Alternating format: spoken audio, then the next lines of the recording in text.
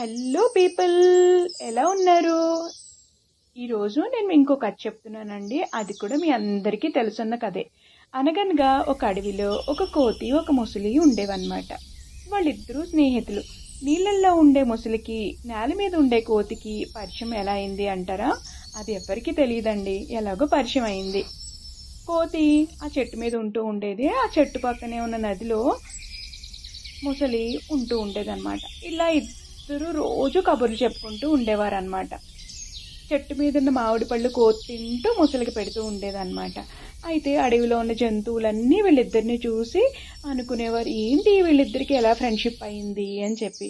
అప్పుడప్పుడు కోతి దగ్గరికి మిగతా జంతువులు వచ్చి, నువ్వు ముసలితో స్నేహం చేస్తున్నావు, చాలా జాగ్రత్తగా ఉండు అని చెప్తూ ఉండేవారు. కోతి అవి ఏమీ పట్టించుకోకుండా ముసలితో స్నేహం చేస్తూ ఉందన్నమాట.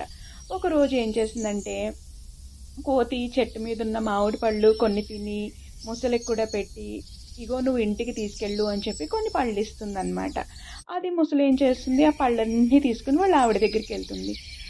వాళ్ళ ఆవిడ ఆ పండు తిని, ఎంత బాగున్నాయో, ఎవరిచ్చారు నీకు అంటుంది.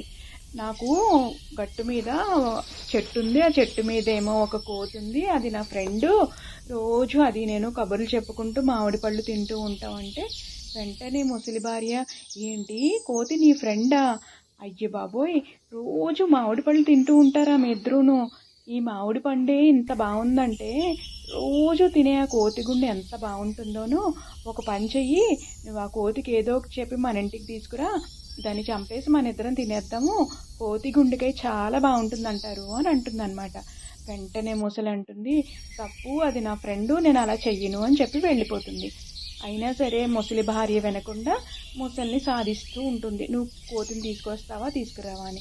ఇంకా చేసేది లేక పాపం ముసలి ఒక రోజు ఏం చేస్తుందంటే, కోతి దగ్గరికి వెళ్ళి అబద్ధం చెప్పి, నిన్ను మావిడ ఇంటికి తీసుకుని రమ్మంది భోజనానికి, నిన్న నువ్వు ఇచ్చిన మామిడి పళ్ళు తింది, చాలా బాగున్నాయంది అంటే, పాపం ఇదేమీ తెలియని కోతి ఏం చేస్తుందంటే నిజమే అనుకుని చెప్పేసేసి కొన్ని మామిడి పళ్ళు తీసుకుని ముసలి వీపు మీద ఎక్కేసేసి ముసలి వాళ్ళ ఇంటికి వెళ్ళడానికి రెడీ అవుతూ ఉంటుందన్నమాట.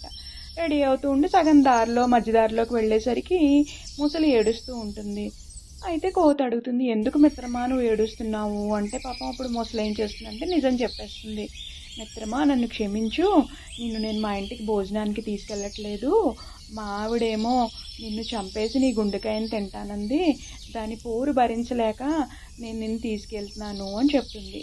ఆ మాటలు విన్న కోతికి ఒక్కసారి పై ప్రాణాలు పైన పోయినట్టు అయ్యి, అయ్య బాబు, ఏంటి నేను ఇంత ఆపదలో పట్టాను, అడవిలో ఉన్న జంతువులన్నీ నన్ను హెచ్చరిస్తూనే ఉన్నాయి, కానీ నేను ఏ రోజు వాటి మాట వినలేదు అనుకుని, సరే ఇప్పుడు వాటి గురించి ఆలోచిస్తూ ఉంటే టైం సరిపోదు, ఈ ప్రమాదం నుంచి బయటపడాలి అని చెప్పేసేసి ఆలోచిస్తుందన్నమాట. వెంటనే దానికి ఒక ఐడియా వస్తుంది. వచ్చి ముసలితో, అయ్యో మిత్రమా, ఈ విషయం నువ్వు నాకు మనం స్టార్ట్ అయ్యే ముందే చెప్పుండుంటే నా గుండెకాయని తీసుకుని నీకు చేతిలో పెట్టేసేదాన్ని కదా అంటే, అదేంటి మిత్రమా, గుండెకాయ చెట్టు మీద పెట్టడం ఏంటి అని అమాయకంగా ముసలి అడుగుతుందనమాట.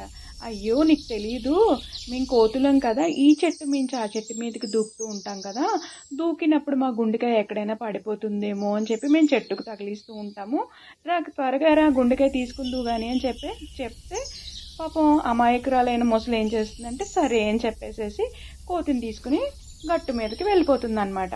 గట్టు మీదకి వెళ్ళిన వెంటనే ఏం చేస్తుందంటే, కోతి ఒక్కసారి ముసలి మించి ఎగిరి చెట్టు మీదకి ఎక్కేసేసి, వెళ్ళు, నువ్వు నన్ను మోసం చేయాలనుకున్నావు, కానీ ఇప్పుడు మోసపోయింది నువ్వే అని చెప్పేసేసి చెప్తుందన్నమాట.